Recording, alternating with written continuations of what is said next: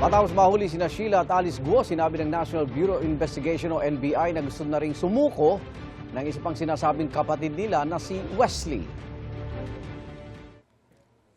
Gusto na raw sumuko ni Wesley, inaantay lang niya ang advice sa kanya ng ate niya. Walang cellphone si Alice ngayon, paano niya makokontak si Wesley? Nakike Wesley na ngayon ang bola, kung susuko ba siya or he will continue to evade the arrest.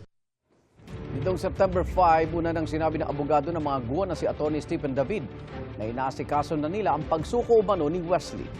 Kasama si Wesley Guo sa mga pinaaresto ng Senado dahil sa hindi pagsipot sa mga hearing. Wala pa siyang inaharap na reklamo ayon sa Presidential Anti-Organized Crime Commission o PAOC.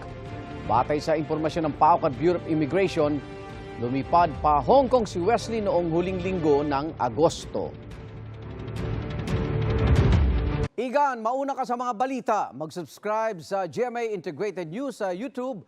Sa mga kapuso abroad, subaybayan nyo kami sa GMA Pinoy TV at sa www.gmanews.tv.